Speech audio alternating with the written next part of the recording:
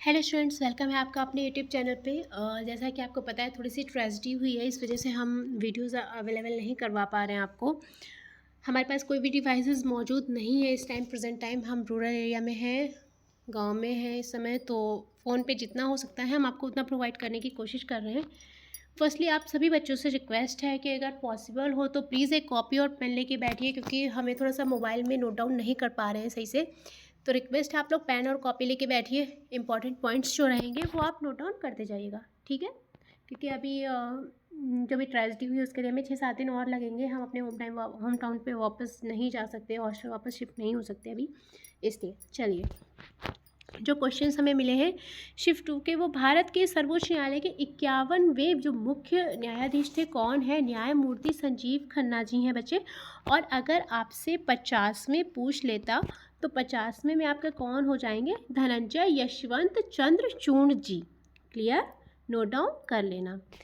भारतीय रेलवे पर बड़ी लाइन ट्रैक में रेल की मानक लंबाई पूछी गई थी, क्या होती है? देखो, जो मानक लंबाई होती है वो आपकी 12.8 पहले हुआ करती थी। रिसेंटली मानक लंबाई जो है 13 मीटर है। आपको ऑप्शन में 12.8 दिया गया था। देखो, अब कुछ चीज़ें डिस्कस कर लेते हैं। रेल गेज होता क्या है बच्चे? देखो, जो रेल गेज होता है वो रेलवे ट्रैक में जो हमारी दो पटरियां होती हैं उनकी अंदरूनी किनारों के बीच की जो दूरी होती है वो रेलवे गेज कहलाता है। टोटल टाइप होते हैं आपके 4 टाइप के रेलवे गेज। फर्स्ट होता है ब्रॉड गेज, टोटल होता है 4 टाइप का। देखिए, ऐसा लिख पा रहे हैं और बहुत ही गंदी हैंड राइटिंग आ रही है सीरियसली, इसलिए आप प्लीज़ कॉपी एंड पेन लेके बैठिए। हम जो आपको बता रहे हैं वो या तो आप वीडियो बैकवर्ड करके देख लेना, या तो आप थोड़ा सा वीडियो का जो स्पीड है वो थोड़ा सा स्लो कर लेना। क्लियर? चलिए, 4 प्रकार के रेलवे गेज हो जाएंगे हमारे पास। ब्रॉड गेज हो गया, मीटर गेज हो गया, नैरो गेज हो गया और स्टैंडर्ड गेज हो गया। स्टैंडर्ड गेज जो होता है बच्चे वो हमारा दिल्ली मेट्रो के लिए यूज़ होता है ज़्यादातर। क्लियर? ब्रॉड गेज जो होता है जिसको आप बड़ी लाइन बोलते हैं, दो नौ पटरियों के बीच की दूरी जो होती है बच्चे वो होती है 1676 mm, या आप बोल सकते हैं उसको 5 फीट 6 इंच। क्लियर? नेक्स्ट है आपकी स्टैंडर्ड गेज। इसमें आपकी जो बीच की डिस्टेंस होती है पटरियों के वो होती है 1435 mm या 4 फीट 8.5 इंच। सही है? चलिए, फिर आपकी आती है मीटर गेज, जिसमें कि आपकी पटरियों के बीच की दूरी होती है 1000 mm या 3 फीट 3/8 इंच। और फोर्थ है आपकी नैरो गेज, जिसको आप छोटी लाइन भी बोलते हैं, जिसमें आपकी दूरी होती है 762 mm या 2 फीट 6 इंच। अब थोड़ा सा प्रॉब्लम है बच्चे, हमारे पास डिवाइसेस अवेलेबल नहीं है, पेन अवेलेबल नहीं है, वरना आपको पता है पुराने बच्चों को कि मैं कैसे लिखा लिखा के एक पॉइंट्स आपको बता के पढ़ाती हूँ। तो मुझे भी थोड़ा प्रॉब्लम है, ऐसे पढ़ाने में मज़ा नहीं आ रहा। और थोड़ा रूरल एरिया में है, गांव में है, इसलिए आपको थोड़ा सा साउंड डिस्टर्ब भी लग सकता है जो डिवाइसेस हम यूज़ करते हैं। उसके अलावा हम कुछ ऐसे ही थोड़ा सा लो कॉस्ट यूज़ कर रहे हैं जो भी अवेलेबल हो पा रहा है। थोड़ा सा हमें लैपी किसी का मिल नहीं पा रहा है, बट कोई बात नहीं है, थोड़ा सा एफर्ट हम कर रहे हैं, थोड़ा सा आप समझदार बन जाइएगा। चलिए, तो लिख तो नहीं पाऊँगी मैं, आप पेन कॉपी लेके नोट डाउन करते जाइएगा, ठीक है? ये हो गया हमारा रेल गेज का पूरा कॉन्सेप्ट। भारत के संविधान की 10वीं अनुसूची को किस संविधान संशोधन के द्वारा जोड़ा गया था? 52वां संविधान संशोधन था, इसके तहत जोड़ा गया था। कब? इन 1985। ओहो, 88 कैसा बन रहा है? चलिए, कोई बात नहीं है। ऑल्सो नोन एज दल बदल विरोधी कानून के नाम से भी इस संविधान संशोधन को जाना जाता है। तो जो 10वीं अनुसूची थी हमारी, उसको 52वें संविधान संशोधन के तहत शामिल किया गया। आपसे अगर पूछ लेगा दल बदल विरोधी कानून किस संविधान संशोधन से संबंधित है, तो हो जाएगा आपका 52वां। सही है? कब इम्प्लीमेंट करा गया था? 15 फरवरी 1985 को, 15 फैब। प्लीज़ पेन कॉपी लेके लिखिएगा और हमारे साउंड पे ज़्यादा फोकस कीजिए, हमारे ऑडियो पे जो भी ऑडियो वॉइस आ रही है आप उस पर फोकस कीजिएगा जो मैं बोल रही हूँ, ठीक है? शिफ्ट 1 में हमने आपको बताया था 42वां जो है संविधान संशोधन वो स्वर्ण सिंह समिति के तहत हुआ था। क्लियर? चलो, तापमान की एसआई यूनिट केल्विन होता है भैया। केल्विन को कैपिटल के से रिलेट किया, कैपिटल के से डिनोट किया जाता है। आगे चलते हैं, वर्तमान में कितने राष्ट्रीय जलमार्ग हैं? भैया जी 111 है। नहीं, 111 ही है टोटल। अगर आपसे अंतर्देशीय जलमार्ग, कॉपी पेन लेके लिखो, अंतर्देशीय लिख लोगे ना, मैं इस पर लिख नहीं पाऊंगी, थोड़ा सा फ़ोन पे, जैसा कि आप देख रहे हैं मैं फ़ोन पे पढ़ा रही हूँ, डिस्प्ले आपको दिख रही होगी फ़ोन की। अंतर्देशीय जलमार्ग हैं अगर, तो वो हो जाएंगे आपके 14,500 बच्चे लोग। और अगर आपके राष्ट्रीय जलमार्ग की बात होगी तो हो जाएगा आपका 111। सही है। किसी भी क्वेश्चन में डाउट लगे तो हमें ज़रूर से ज़रूर कमेंट सेक्शन में बता देना। ये क्वेश्चन मैं आपको करा रही हूँ, थोड़ा सा कॉपी पेन लेके बैठो, मैं आपको बहुत इंपॉर्टेंट चीज़ें मेंशन कराऊंगी, आपको लिखते जाना है। अशोक के समय गुप्त साम्राज्य की राजधानी पूछी गई है, पाटलिपुत्र है। Recently known as Bihar Patna, Patna also known as, इस टाइम प्रेजेंट टाइम आपका पटना हो गया या बिहार। भैया जी एक मैम का वीडियो काफ़ी वायरल हो रहा है जिन्होंने भाई बिहार को लेके काफ़ी कुछ उल्टा सीधा बोला है। देखिए कोई भी हो, मैं हूँ या कोई भी बच्चा हो, आगे जाके अगर आप टीचर बनते हो तो आपकी मेन प्रायोरिटी ये, आप टीचर किस लिए बनते हो? बच्चों को पढ़ाने के लिए। तो आप सारे बच्चों में इक्वालिटी रखेंगे। देखिए बिहार एक अपने आप में, भाई लोगों की बात कहें या ट्रेडिशन की बात कहें, आज भी हम तो यूपी से हैं फ़िलहाल, शिफ्टेड हैं हरियाणा में, बट आज भी बिहार का जब फेस्टिव सीजन होता है ना तो मन करता है कि वो उधर पे जाके देखें। आप किसी भी एक पर्सन को लेके, अपने एक्सपीरियंस को लेके किसी भी पूरे होल स्टेट को ब्लेम नहीं कर सकते, है ना। चलिए आगे देखते हैं। अब एक बात सुनो, कॉपी पेन लेके बैठो, हम जो बात बता रहे हैं वो कहीं नोट डाउन करो, बहुत ही इंपॉर्टेंट चीज़। जब भी आपकी गुप्त साम्राज्य की बात होगी बच्चे, आपको ध्यान रखना है जो क्वेश्चन आपके रिलेटेड है, पंचतंत्र की कहानियों की रचना किस काल में हुई थी? आपके गुप्त काल में हुई थी, वास्तविक स्वरूप में। शासकों की बात होगी, श्री गुप्त जी हमारे गुप्त वंश के संस्थापक हैं। लिख नहीं पाऊंगी मैं, फिर से रिपीट कर रही हूँ, आपको नोट डाउन करना है, जो मैं बोल रही हूँ उस पर फोकस करना है, कान पूरे सही से लगाए रहो। 240 ईस्वी से लेके 280 ईस्वी तक इनका शासन काल था बच्चे। गुप्त वंश के संस्थापक थे श्री गुप्त जी। इसके अलावा श्री गुप्त जी को महाराजा की उपाधि दी गई थी। क्लियर? यहाँ पर हमारा श्रीगुप्त के बारे में डिटेल कंप्लीट।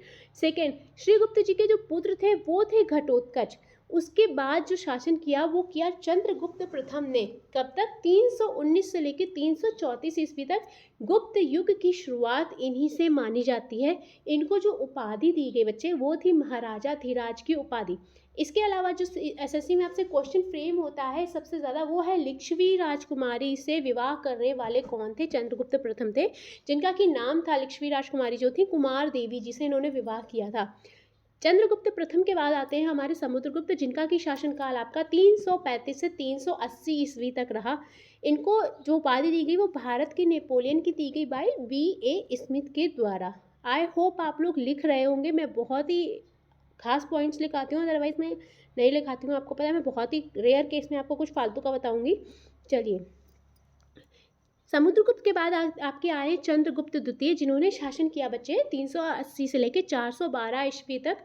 इसके अलावा उन्होंने, इनके दरबार में नवरत्न पाए गए और इनको उपाधि मिली विक्रमादित्य की। चंद्रगुप्त द्वितीय के बाद जो आए वो थे कुमारगुप्त प्रथम, 413 से 455 ईस्वी तक शासन किया। उपाधि दी गई शंकरादित्य की, इनको शंकरादित्य भी कहा जाता था। इसके अलावा कुमारगुप्त ने नालंदा विश्वविद्यालय की स्थापना की।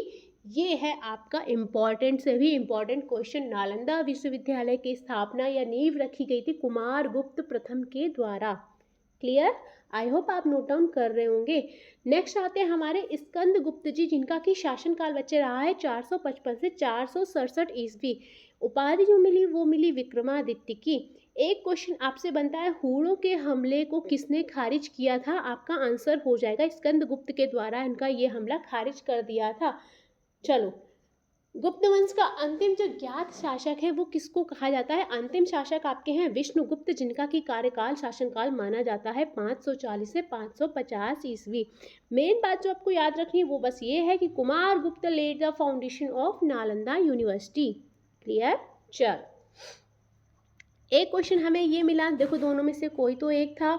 एक ये मिला कि मौर्य साम्राज्य की राजधानी तब भी पाटलिपुत्र ही था। आगे चलते हैं, आपको कुछ चीज़ों की राजधानी याद रखनी पड़ेगी।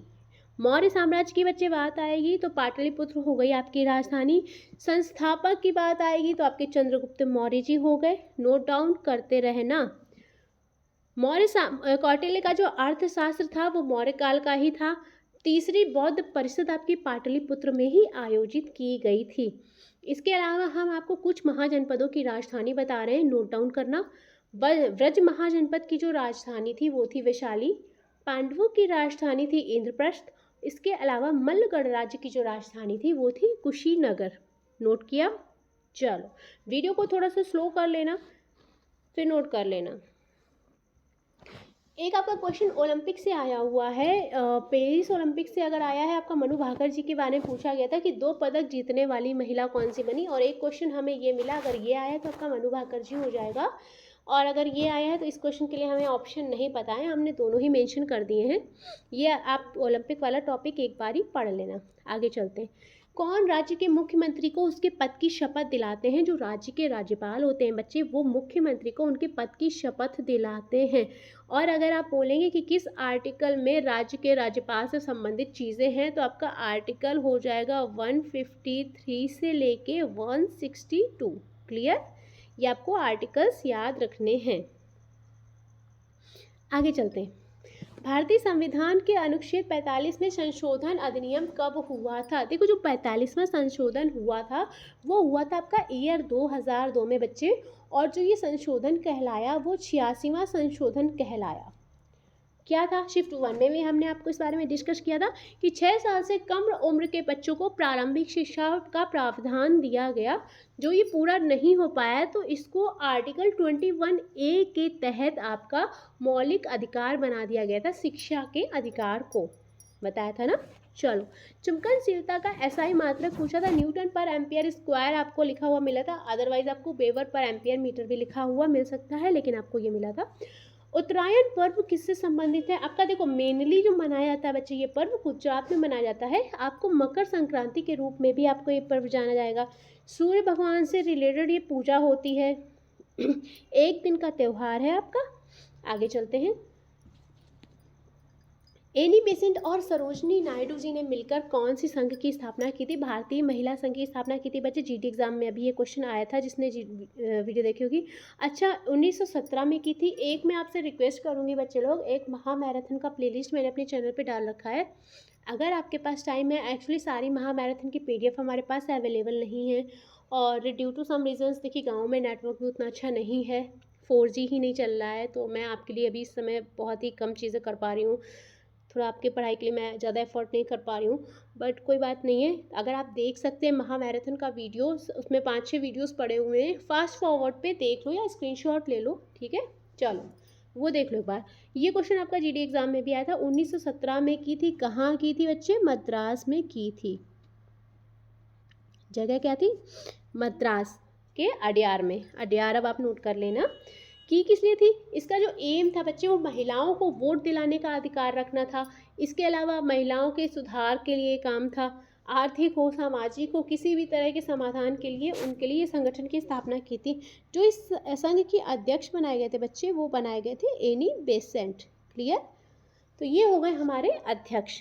इसके अलावा इस संगठन के द्वारा एक पत्रिका जारी की गई थी जिसका नाम था स्त्री धर्म। क्लियर? चलिए आगे चलते हैं। देखिए एनी बेसेंट अपने आप में और सरोजनी नायडू जी जो थी अपने आप में बहुत ही वर्सटाइल कैरेक्टर थे, है ना। उन्होंने बहुत ही अच्छे काम किए। इसके अलावा जैसे कि आपको याद रहेगा, उन्होंने इन 1898 में बनारस में सेंट्रल हिंदू कॉलेज की नींव भी रखी थी। क्लियर? चलिए आगे चलते हैं। कौन सा नीति निर्देशक तत्व नहीं है? शोषण और बाल श्रम। शोषण हमारा गलत लिख गया है, शोषण आप ऐसे लिख लीजिएगा। हाँ, इसमें तो हमारी हैंडराइटिंग और भी गंदी आ रही है, बट आप अपनी लैंग्वेज में अच्छा लिख लीजिएगा, ठीक है। शोषण एवं बाल श्रम नहीं आता है। नीति निर्देशक तत्व में और क्या चीज़ें नहीं आएंगी? आपका शिक्षा का अधिकार नीति निर्देशक तत्व में नहीं आएगा। बाल श्रम पर रोक भी आपका नीति निर्देशक तत्व में नहीं आएगा। बेगार पर रोक भी आपका नीति निर्देशक तत्व में नहीं आएगा। नीति निर्देशक तत्व का भाग किसमें शामिल है? भाग 4 में शामिल है। कितने आर्टिकल? आर्टिकल 36 से 51 बताया था, और पार्ट कौन सा है? 4। ठीक है, हो जाएगा। चलिए नेक्स्ट क्वेश्चन आपका एक वैक्सीन से रिलेटेड आया था, और एक वैक्सीन समझ में आई कि BCG वैक्सीन पूछी थी, और अगर नहीं पूछी थी तो आपकी नई वैक्सीन में ये मिला है। इस क्वेश्चन को लेके मैं कंफर्म नहीं हूँ, क्योंकि देखिए मैं हूँ यहाँ, तो मैं कांटेक्ट नहीं कर पाई हूँ किसी से भी, बच्चों से भी, या क्या है हॉस्टल रहता है तो फिर हो ही जाता है डिस्कशन, है ना। चलिए तो हमें पता नहीं है, ये मैंने देखो कॉपी करके क्वेश्चन डाला हुआ है, तो मुझे नहीं पता इस क्वेश्चन के बारे में, कोई कंफर्मेशन नहीं हूँ। निशुंभ सुंदरी मंदिर जो है ये आपको निशुंभा सुंदरी मंदिर मिलेगा एक साथ। निशुंभा सुंदरी मंदिर किसने बनवाया था? विजयालय चोल जी के द्वारा बनवाया मंदिर था, चोल वंश के द्वारा। कॉपी पेन उठा लो। चोल वंश की राजधानी क्या मानी जाती थी? तंजौर। ठीक है, हैंडराइटिंग गंदी आ रही इसलिए लिखते जाओ। तंजौर मानी जाती थी। चोल वंश की स्थापना जो थी वो भी विजयालय जी ने की थी। विजयालय जी को जो उपाधि मिली थी बच्चे वो थी नर केसरी की उपाधि। चोल वंश के जो राजा थे वो आपके हो जाएंगे कंदाक प्रथम, राज प्रथम, राजेंद्र प्रथम, राजेंद्र द्वितीय। जो राजा राज थे उन्होंने तंजौर में एक और मंदिर का निर्माण करवाया था जो शिव मंदिर था, जिसको राजराजेश्वर शिव मंदिर कहा गया। चोल वंश का जो सबसे ज़्यादा विस्तार हुआ बच्चे वो हुआ राजेंद्र प्रथम के शासन काल में। सही है। देखिए जितनी डिटेल हम अपनी तरफ से प्रोवाइड कर सकते हैं ऐसे माहौल में कम चीज़ों के साथ में, तो हम आपसे ये उम्मीद करते हैं कि आप थोड़ा सा कॉपी पे लेके आप आगे आपके फ्यूचर की बातें हैं ना। चलिए, तो हम उम्मीद करते हैं आप नोट डाउन कर रहे होंगे। ज्योतिबा फुले ने सर्वप्रथम कन्या पाठशाला की स्थापना कहाँ की थी? पुणे के भीड़ेवाड़ी में की थी। कब? इन 1848 में। यहाँ पर इनके पास टोटल 9 बालिकाएं पढ़ती थीं जो अलग अलग कास्ट से रिलेट करती थी। देखो ज्योतिबा फुले के बारे में और कुछ हम आपको डिटेल बताएं। वो एक सामाजिक कार्यकर्ता थे। इसके अलावा उनकी बात आएगी तो आपकी सत्यशोधक समाज की स्थापना भी आएगी। ये क्वेश्चन आपका बहुत पूछा जाता है ना, सत्यशोधक समाज। देखिए थोड़ा सा गंदा लिख रहा है, आप अपने कॉपी पेन में अच्छे से लिख लीजिएगा, ठीक है, लिख भी नहीं पा रहा है सही से। सत्यशोधक समाज की बात आ जाएगी। अगर उनके गुरु का नाम पूछा जाएगा तो ज्ञानेश्वर जी हो जाएगा। महात्मा ज्योतिबा फुले के द्वारा एक बुक और लिखी गई थी जिसका नाम था गुलामगिरी। ये अक्सर पूछ ली जाएगी, तो देखिए आप अपने कॉपी में नोट कर लीजिए, थोड़ा सा राइटिंग गंदी आ रही ना। गुलामगिरी जो कि बुक लिखी गई थी आपकी मराठी में। बुक में जो वर्णन किया गया था वो था जाति व्यवस्था का विरोध। क्लियर? कब? इन 1873 में। चलिए आप अपनी कॉपी में अच्छे से नोट कीजिएगा क्योंकि हम लिख नहीं पा रहे, थोड़ा फ़ोन में पढ़ाने में प्रॉब्लम हो रही है। आगे चलते हैं। नेक्स्ट क्वेश्चन है बच्चे हमारे पास, स्वामी विवेकानंद ने शिकागो सम्मेलन में कब भाग लिया था? इन 1893 में भाग लिया था उन्होंने। कब? 11 सितंबर। ठीक है। और धर्म संसद ने भारत और हिंदू धर्म का नेतृत्व किया था, ये चीज़ याद रखना। और एक चीज़ और याद रखना, स्वामी विवेकानंद जी ने हावड़ा के वेलूर में रामकृष्ण मिशन की स्थापना की थी। प्लीज़ नोट डाउन करना। कब? 1897 में। 1897 में इन्होंने रामकृष्ण मिशन की स्थापना की थी। लिख लिया?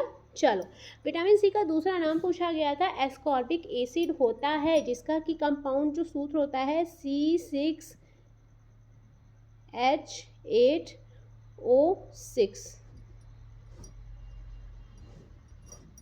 C6H8O6 होता है।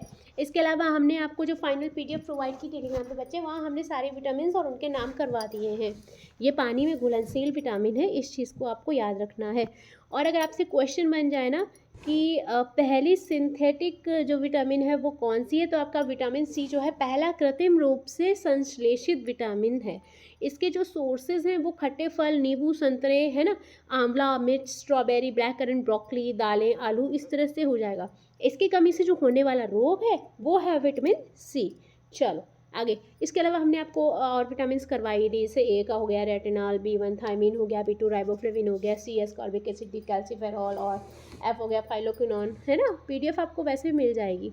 चलिए, 1857 की क्रांति में नाना साहेब का सेनापति कौन था? तात्या टोपे। एक बात बताओ, 1857 में नाना साहेब ने क्रांति का आगाज़ कहाँ से किया था? कानपुर से। अपना कानपुर से किया हुआ था। और इनका नाम क्या था? तात्या टोपे का जो असली नाम था वो था रामचंद्र पांडुरंग। क्लियर? उपाधि दी गई थी बुलंदखंड के शेर के रूप में। आगे चलते हैं। हमने आपको शिफ्ट 1 में बताया था किसने कहाँ से विरोध किया था, एक बार वहाँ से देख लेना। चलो कुछ बता देते, जैसे कि झांसी और ग्वालियर में किसने विद्रोह का नेतृत्व किया था? रानी लक्ष्मीबाई ने। बेगम हजरत महल में लखनऊ और आगरा और अवध में 1857 के विद्रोह का नेतृत्व किया कुंवर सिंह, जो कि बिहार के जगदीशपुर से 1857 के नेतृत्व में शामिल थे, विद्रोह के नेतृत्व में शामिल थे। नेक्स्ट क्वेश्चन पे चलते हैं बच्चे। कौन सी प्रायद्वीपीय नदी दक्षिण को दो भागों में काटती है? नर्मदा नदी जो है आपकी काटती है और इसका जो फ्लो होता है ईस्ट टू वेस्ट होता है। निकलती कहाँ से है बच्चे? अमरकंटक। अमरकंटक कहाँ? मध्य प्रदेश से। अमरकंटक कहाँ? एमपी से हो जाएगा। चलो, इसके अलावा इस नदी पर, आपके नर्मदा नदी पर कई बांध बनाए गए, जैसे कि ओंकारेश्वर हो गया, महेश्वर हो गया, इंदिरा सागर हो गया, सरदार सरोवर हो गया। इस तरह से आगे चलते हैं। 1857 के विद्रोह के दौरान गवर्नर जनरल कौन था? लॉर्ड कैनिंग थे, also known as Lord Charles John Canning और विस्काउंट कैनिंग और क्लेमेंसी कैनिंग। हमने आपको जीडी एग्जाम में इनके बारे में सारी डिटेल लिखाई थी, याद करो, नोट डाउन करो। इनके द्वारा किए गए कार्य भी लिखाए थे, इनके द्वारा कौन कौन से युद्ध इनके शासनकाल में वो भी, कितने यूनिवर्सिटी स्थापना हुई वो, और खासकर आपको क्या बताया था? पोर्टफोलियो प्रणाली याद रखनी है, लिख के एक एक पॉइंट हमने आपको बताया था। डॉक्ट्रिन ऑफ लैप्स के बारे में भी बताया था, सब बताया था, याद करो। अभी हम लिखा नहीं पा रहे, फाइनल पीडीएफ रीड करके जाना, एक बार सुन लो अच्छे से। इनको किस नाम से आना था? विस्काउंट कैनिंग और क्लेमेंसी कैनिंग और चार्ल्स जॉन कैनिंग, ठीक है, याद रहेगा। 3 विश्वविद्यालय की स्थापना की थी, कहाँ? कलकत्ता, मद्रास और बॉम्बे। पोर्टफोलियो प्रणाली की शुरुआत की गई थी लॉर्ड जॉन कैनिंग के थ्रू। डॉक्ट्रिन ऑफ लैप्स को वापस लिया था उन्होंने। इसके अलावा जो और उनके द्वारा किए गए कार्य थे वो था 1857 के विद्रोह के बाद ईस्ट इंडिया कंपनी से सत्ता ब्रिटिश क्राउन को सौंपी गई थी। Main point is that, clear. चलो आगे चले। ध्यान रखना बच्चे, इन्होंने बहुत ही इंपॉर्टेंट काम किए थे। अच्छा, विद्रोह और उनके नेता हमने आपको शिफ्ट 1 में बताए थे, शिफ्ट 2 में भी बता रहे, कुछ अभी नोट डाउन फिर से कर लो। दिल्ली से जो नेता थे वो थे बहादुर शाह और जनरल बख्त खान। कानपुर से जो नेतृत्व किया था 1857 की क्रांति का वो थे नाना साहेब और तात्या टोपे और अजीमुल्ला खान जी। झांसी से जिसने नेतृत्व किया वो थी रानी लक्ष्मीबाई। लखनऊ से बेगम हजरत महल और बिरजिश कद्र। फैजाबाद से मौलवी अहमदुल्ला और बरेली से खान बहादुर खान जी। बिहार से कुंवर सिंह हो जाएगा। चलिए इतना नोट डाउन कर लीजिए, मेरे ख्याल से अगर अगला क्वेश्चन आएगा तो इससे आएगा। आरबीआई की रेपो रेट आपसे पूछी गई थी 6.25%। पेन ले लो, कॉपी ले लो, नोट करो। Reverse repo rate, RRR reverse repo rate 3.35%। इसके अलावा एक दो चीज़ें और नोट कर लो। आपका MSF marginal standing facility MSF आपकी 6.50% और आपका CRR 4%। देखिए आज से थोड़ा मुस्लिम भाई बहन जो हैं उनका रोज़ा शायद शुरू हो रहा है, तो नमाज का टाइम हो रहा है। आपको थोड़ा सा साउंड आ रहा होगा, देखिए वो भी भाई बहन है तो अच्छी बात है, उनका भी पूजा का टाइम हो रखा है, तो आपको थोड़ा साउंड आ गया तो इग्नोर करना, ठीक है। चलिए आगे चलते हैं। शिक्षा का अधिकार किस संविधान से जुड़ा है? आपका आर्टिकल 45, और इसको मौलिक अधिकार बनाया था किस अनुच्छेद के तहत? आर्टिकल 21A के तहत इसको मौलिक अधिकार बना दिया गया। किस संविधान संशोधन के तहत? 86वां संविधान संशोधन, जो कि हुआ 2002 में। क्लियर। चलो आगे चलते हैं। 9वीं अनुसूची की संविधान संशोधन के तहत जोड़ी गई फर्स्ट संविधान संशोधन, जो कि हुआ बच्चे 1951 में, और किस आर्टिकल के तहत? तो आर्टिकल 31B के तहत। प्लीज कॉपी पेन लेके नोट डाउन करना। इस आर्टिकल के तहत और क्या किया गया था? भूमि सुधार से जुड़े कानूनों को भी सुरक्षा दी गई थी। चले आगे। चलो एक चीज़ और याद रखना है कि राष्ट्रपति एंग्लो इंडियन समुदाय से लोकसभा के कितने सदस्य को नामित कर सकता है? 2। किस आर्टिकल के तहत? आर्टिकल 331 के तहत। ऐसे मन में आया तो बता दिया, हो सकता है आपको मिल जाए अगले एग्जाम में। चुंबकनशीलता का SI मात्रक न्यूटन पर एम्पियर स्क्वायर होता है। भारतीय संविधान का आर्टिकल 14 पूछा गया था, किससे संबंधित है? आपका आर्टिकल हो जाएगा कानून के समक्ष समानता और कानून के समान संरक्षण की गारंटी देता है हमारा आर्टिकल 14। गगनयान मिशन का उद्देश्य आपसे पूछा गया था, हमें ऑप्शन नहीं पता, लेकिन हम आपको बता दें इसका जो एम था वो पृथ्वी की निचली कक्षा यानी कि एलईओ में मानव अंतरिक्ष उड़ान को क्षमता को साबित करना था। जितने भी अंतरिक्ष यात्री थे उनको 400 किलोमीटर की कक्षा में भेजना था, उसके बाद उनको वापस सुरक्षित पृथ्वी तक लाना था। इस मिशन में जो आपका प्रक्षेपण यान यूज़ किया गया था बच्चे, वो था GSLV Mk3, और ये प्रोग्राम जो स्पॉन्सर कर रहा था, जो चला रहा था, वो था इसरो के द्वारा ऑर्गेनाइज प्रोग्राम था। और जो आपका प्रक्षेपण यान यूज़ हुआ था वो था GSLV Mk3। ये चीज़ें ध्यान रखने वाली हैं। चलिए आगे चलते हैं। खान अब्दुल गफ्फार खान को किस नाम से भी जाना जाता है? अब ये क्वेश्चन गलत करके आए तो बहुत मार पड़े। हमने एक एक चीज़ इनके बारे में लिखा के बताई थी। क्या बोला था? Also known as frontier Gandhi या सीमांत गांधी बताया था। खुदाई खिदमतगार आंदोलन पढ़ाया था कि नहीं? तब हमने बताया था ऑल्सो नोन एज बादशाह खान या बच्चा खान बताया था ना। चलो, खुदाई खिदमतगार आंदोलन आपको याद रखना है कब? 1930 से 1940 के दशक में इन्होंने अहिंसक खुदाई खिदमतगार आंदोलन का नेतृत्व किया था। इसके साथ ही हमने, आपको याद होगा तो हमने कुछ लोगों के नाम और लिखा, जैसे महात्मा गांधी हमारे राष्ट्रपिता हो गए, और लाल बहादुर शास्त्री जी हो गए, वल्लभ भाई पटेल आयरन मैन हो गए। इस तरह से हमने और नाम मेंशन कराए थे, आप वहाँ से देख लीजिए, क्योंकि हम अभी आपको वैसे भी लिख नहीं पा रहे तो हमें उतना अच्छा नहीं लग रहा पढ़ाने में। चलिए, कौन सा आर्टिकल राज्य के नीति निर्देशक तत्वों से संबंधित है? आर्टिकल 36 से 51। और पार्ट कौन सा, ये हमें बताएंगे आप, क्योंकि हमने आपको बहुत सारा बताया है। क्वेश्चन रिलेटेड आया था एनएससी के 2024 में कौन सी उपलब्धि की थी? भैया जी एक बात बताओ, ये जब आया था तो पूरा तहलका मच गया था। एनएससी ने 2024 में रिकॉर्ड ब्रेकिंग आईपीओ जारी किया था, टोटल 268। और इसी के साथ हमारी NSC emerge as Asia's IPO capital with record number of public issues in 2024। समझ रहे हो? पूरी एशिया का डेटा जो है उससे भी, मतलब ऐसे समझो एनएससी ने 2024 में एशिया में सबसे ज़्यादा आईपीओ का रिकॉर्ड बनाया था।